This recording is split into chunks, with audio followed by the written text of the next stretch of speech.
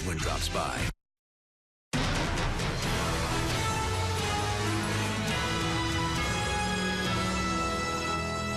Tonight, Target 8 investigates what you're buying at the grocery store and why you should pay attention to labels. Good evening, everyone. I'm Emily Spain. And I'm Jim Rake. Thanks for joining us. This Target 8 investigation took KOMU on a trip around mid-Missouri. Chief Investigator Jamie Gray is here to explain where we were and why. Sturgeon, Hallsville, Marceline, Huntsville, some of the towns where a mid-Missouri local grocery store chain can be found. We've been looking into Pranger Foods. KOMU 8's reporter Carolina Brigago drove around and is here to show you how this investigation all started. Jamie, it started with an email from a concerned customer saying Pringer's Food was selling outdated meats. So I decided to check for myself and went to 7 different stores to investigate. And what I found is that concerns with labeling and handling inside specific stores were up.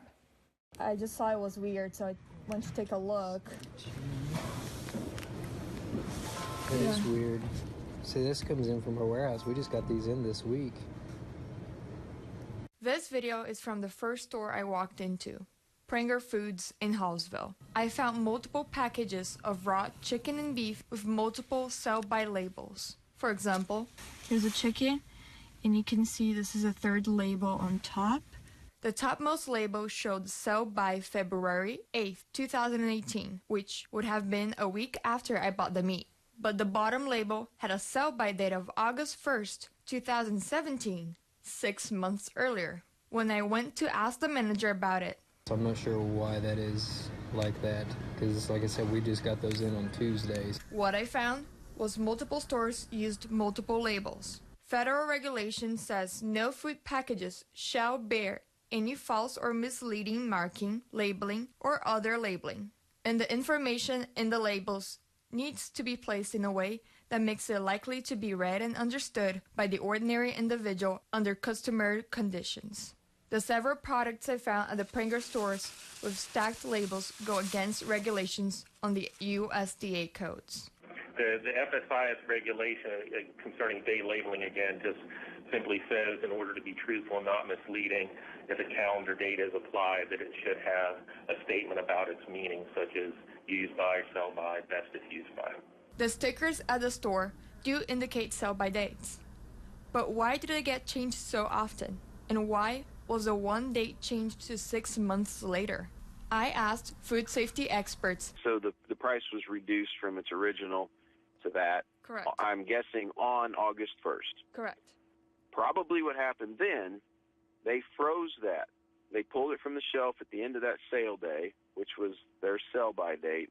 I am going to say they probably froze that product, and it was held frozen until your purchase date. So it may have been frozen. So I don't know what their particular protocol would be, but typically, if it was put in the freezer on the original sell-by date, it would stay in the freezer and be sold as a frozen product. I reached out to Pranger Foods in order to understand the situation. I spoke to Amanda Pranger, and she arranged for me to meet with Pranger's meat manager. The meat manager explained that not all of the stores had the ability to pack raw meat. So, to extend the sell-by dates, they placed a new label on top of the other, which according to USDA code, retailers can extend the sell-by date. If a food retailer wants to relabel and the meat isn't changed and repackaged, it should be made clear to the consumer that there was a date change, which didn't happen here. In this case, it sounds like the retailer may have applied the first date, and if the product is still wholesome, I don't think the date should change unless they were doing something to it. The meat manager told me, in fact, that the old tags at Pranger stores should all be showing, like this. The next question, of course, is whether the meat is safe to eat. One thing to consider is that the sell-by date is not an expiration date. It's for quality control. On packages where you see a sell-by date, those are largely for inventory control for the retailer. So that's not necessarily an expiration date. In fact, it is not an expiration date. Meat quality can also be seen in the color of the product. Over time, raw meats change color. But that doesn't mean it is spoiled When red meats start turning brown, it's kind of the same process that a metal pipe goes through when it's exposed to oxygen and humidity for a long period of time. It rusts, right? So the same thing happens with red meats. It turns from red to a little bit brownish, which does not mean it is spoiled. It just means it has been exposed to oxygen for longer. So color parameters and freshness are largely related to quality of the product, not necessarily to safety. Another thing you should look out when shopping is indications of being previously frozen. Under USDA regulations, retailers can freeze meats to extend shelf life. There's not a safety concern there, but it will affect the quality over time. While there are no specific USDA regulations on the labeling of meats as fresh, poultry should not be sold as fresh when it was once frozen. FSIs would recommend that there be a statement on there to let consumers know, previously frozen, keep refrigerated, or refreeze for your protection. So freezing may explain why I bought a 6-month-old chicken at the Pranger store in Hallsville.